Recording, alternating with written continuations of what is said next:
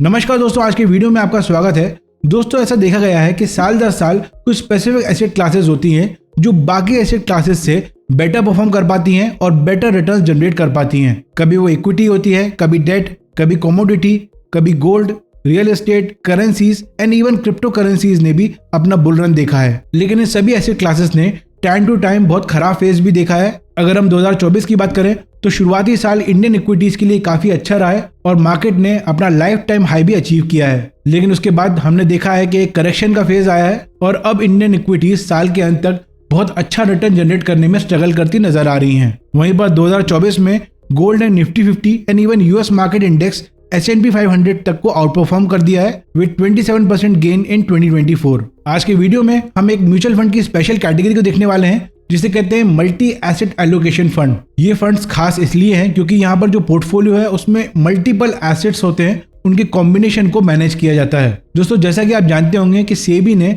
Mutual fund को कई categories में बांटा हुआ है, जैसे कि equity schemes, debt schemes, hybrid schemes. इसके अलावा कुछ और स्कीम्स हैं जैसे कि इंडेक्स फंड, ETF या फंड ऑफ फंड्स। अब इक्विटी स्कीम्स में large cap, mid cap, small cap funds होते हैं। इसके अलावा फ्लेक्सी कैप फंड या मल्टी कैप फंड भी होते हैं। उसके बाद जो डेट स्कीम्स होती हैं वो बॉन्ड या गवर्नमेंट सिक्योरिटीज में इन्वेस्ट करती हैं। फिर एक मेजर कैटेगरी है हाइब्रिड फंड्स जिसकी 7 सब कैटेगरीज होती हैं और इन 7 सब कैटेगरीज में से एक सब कैटेगरी है मल्टी एसेट एलोकेशन फंड। तो आज की वीडियो में हम डिटेल में जानने वाले हैं कि मल्टी एसेट एलोकेशन फंड्स क्या होते हैं, क्या आपको मल्टी एसेट एलोकेशन फंड में इन्वेस्ट करना चाहिए, क्या यहाँ पर बेनिफिट रहेंगे और क्या यहाँ पर ड्रॉबैक रहेंगे। उसके बाद मैं 3 best multi asset allocation funds आपके साथ शेयर करूंगा। लेकिन वीडियो स्टार्ट करने से पहले आपसे एक छोटी सी रिक्वेस्ट रहेगी कि वीडियो को लाइक करने में कोई भी कंजूसी मत कीजिए और अगर चैनल पर पहली बार आए तो चैनल को सब्सक्राइब कर लीजिए क्योंकि इसी तरह के इन्फॉर्मेटिव वीडियोस आपको इस चैनल पर मिलते रहेंगे। चलिए आज का वीडियो स्टार्ट करते हैं। तो सबसे पहले स्टार्ट करते हैं कि मल्टी एसेट एलोकेशन फंड आखिर होते क्या हैं। तो जैसा कि मैंने आपको बताया कि multi asset allocation fund hybrid fund की एक सब कैटेगरी है। मल्टी एसेट फंड ऐसे म्यूचुअल फंड्स हैं जिसमें एटलीस्ट 10% 3 डिफरेंट एसेट क्लास में इन्वेस्ट करना जरूरी होता है। ऐसे फंड्स में टिपिकली कॉम्बिनेशन होता है equity, debt and other asset classes जैसे कि गोल्ड या रियल एस्टेट का। लेकिन यहाँ पर जरूरी नहीं है कि केवल 3 ही एसेट क्लास में ये फंड इन्वेस्ट करेगा। यहाँ पर 3 से ज्यादा एसेट क्लास में भी इन्वेस्ट किया जा सकता है। लेकिन फंड को मल्टी एसेट एलोकेशन फंड कहलाने के लिए 10% मिनिमम 3 एसेट क्लास में इन्वेस्ट करना होगा। Fund managers actively in funds को मॉनिटर करते हैं एंड समय अनुसार एलोकेशन को एडजस्ट करते हैं to optimise performance and minimise risk. अब सवाल ये है कि क्या आपको मल्टी एसेट एलोकेशन फंड में इन्वेस्ट करना चाहिए। अब आप किसी भी कैटेगरी के म्यूचुअल फंड में इन्वेस्ट करो, वहां पर उसके ड्रॉबैक्स भी होते हैं और कुछ बेनिफिट्स भी होते हैं। हमें बस पता होना चाहिए हमारे इन्वेस्टमेंट गोल के अकॉर्डिंग जिस भी कैटेगरी के फंड में हम इन्वेस्ट कर रहे हैं उसके एडवांटेजेस डिसएडवांटेजेस से ज्यादा होने चाहिए। अब मल्टी एसेट एलोकेशन फंड में इन्वेस्ट करने के कुछ मेजर बेनिफिट्स हैं। चलिए एक एक करके उन बेनिफिट्स पर बात कर लेते हैं। तो यहाँ पर सबसे बड़ा बेनिफिट है डाइवर्सिफिकेशन का। Diversification is the core strength of multi asset allocation fund. क्योंकि हर एसेट क्लास साइकिल्स में ग्रो होता है तो multi asset allocation fund single asset class की वोलेटिलिटी को मैनेज कर पाता है, जिस वजह से हमें यहाँ पर दूसरा बेनिफिट मिलता है स्टेबिलिटी एंड सेफ्टी। क्योंकि यहाँ पर जो पोर्टफोलियो मैनेजर है उसके पास डिफरेंट एसेट क्लासेस में स्विच करने की फ्लेक्सिबिलिटी होती है, इसलिए जो फंड मैनेजर्स हैं वो वोलेटिलिटी को मैनेज कर पाते हैं और एक स्टेबल कंसिस्टेंट रिटर्न्स जनरेट कर पाते हैं। तीसरा बड़ा बेनिफिट है लो रिस्क। क्योंकि यहाँ पर एसेट क्लास का डाइवर्सिफिकेशन होता है, इस वजह से ये फंड्स काफी लो रिस्क होते हैं। अगर हम इक्विटी बेस्ड म्यूचुअल फंड में इन्वेस्ट करते हैं तो वहां पर अलग अलग सेक्टर का डाइवर्सिफिकेशन होता है, लेकिन यहाँ पर एक स्टेप ऊपर जाकर अलग अलग एसेट क्लास का डाइवर्सिफिकेशन होता है, जिस वजह से ये जो फंड्स हैं वो काफी लो रिस्क कैटेगरी में आ जाते हैं। हाउएवर यहाँ पर कुछ ड्रॉबैक्स भी हैं, जैसे कि यहाँ पर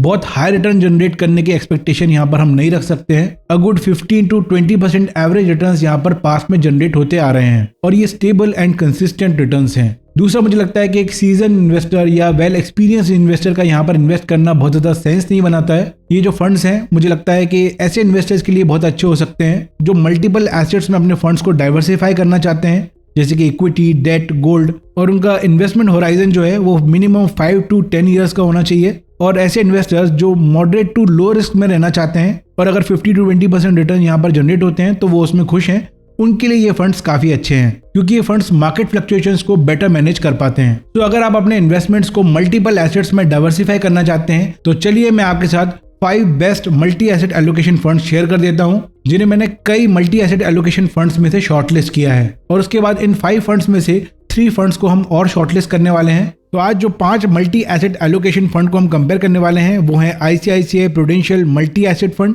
SBI multi asset allocation fund, Nippon India multi asset allocation fund, UTI multi asset allocation fund and quant multi asset fund.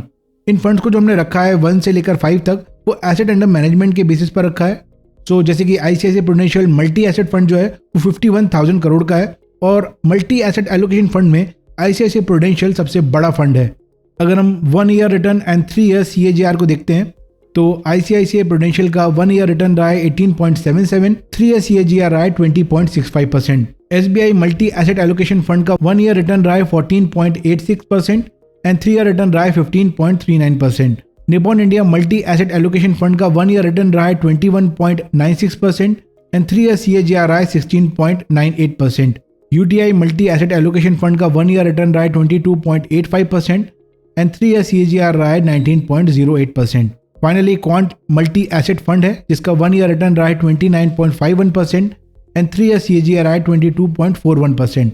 तो सारे फंड्स में क्वांट मल्टी एसेट फंड्स के 1 year return and 3 year return highest रहे। अगर हम expense ratio यानी कि इस फंड की फीस को देखते हैं तो ICICI prudential multi asset fund का एक्सपेंस रेशो है 0.69, SBI का है 0.50, निपॉन इंडिया का है 0.29 जो कि सारे फंड्स में लोएस्ट है। उसके बाद है UTI multi asset allocation fund जिसका है 0.60 and quant multi asset fund का है 0.62। शार्प रेशो जो कि रिस्क एडजस्टेड रिटर्न्स को हमें बताता है, अगर वो 1 से ज़्यादा होता है तो वो अच्छा कहलाता है, जितना 1 से ज़्यादा होगा वो अच्छा होगा। सो ICICI prudential multi asset fund का शार्प रेशो है 1.76, SBI का है 1.35, निपॉन इंडिया का है 1.63, UTI का है 2.04 एंड क्वांट का है 1.76। तो UTI का शार्प रेशो यहाँ पर हाईएस्ट है। नेक्स्ट है हमारा अल्फा। अल्फा एक मैट्रिक होता है जो हमें बताता है कि म्यूचुअल फंड अपने बेंचमार्क इंडेक्स के कंपैरिजन में कितना बेटर परफॉर्म कर पा रहा है और ये एक बहुत की इंडिकेटर माना जाता है म्यूचुअल फंड्स में। ICICI prudential multi asset fund का अल्फा रहा है 9.12%, SBI multi asset allocation fund का रहा है 4.72%, Nippon India multi asset allocation fund का रहा है 5.22%, UTI multi asset allocation fund का रहा है 7.14% and finally quant multi asset fund है इसका हाईएस्ट अल्फा रहा है 10.52%। तो अगर हमें शॉर्टलिस्ट करना हो तो मैंने 3rd नंबर पर रखा है biggest multi asset allocation fund को जो कि है ICICI prudential multi asset allocation fund.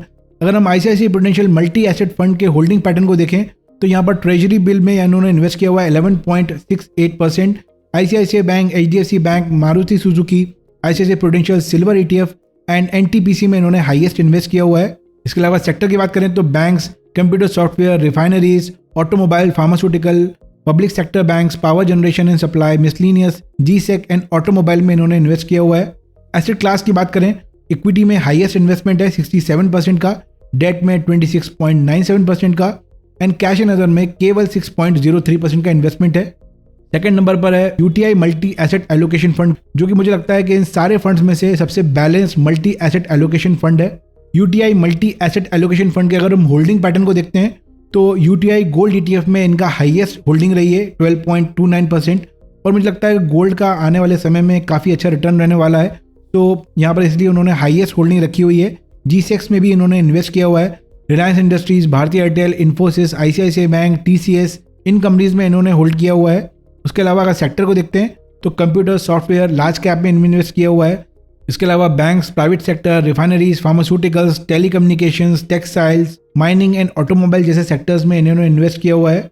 अगर हम एसेट क्लासेस की बात करें तो इक्विटी में इनका हाईएस्ट इन्वेस्टमेंट है 67.46%, कैश एंड अदर जिसमें गोल्ड भी आ जाता है 18.65% एंड डेट में 13.84% का इनका इन्वेस्टमेंट है। तो मैं मल्टी एसेट एलोकेशन फंड में फर्स्ट नंबर पर रखूंगा quant multi asset allocation fund को जिसके पास रिटर्न ज़बरदस्त रहे हैं। अगर हम क्वांट मल्टी एसेट फंड के होल्डिंग पैटर्न को देखें तो ट्रेब्स में इन्होंने हाईएस्ट इन्वेस्ट किया है जो कि ट्रेजरी बिल रीपर्चेज होता है 26.66%।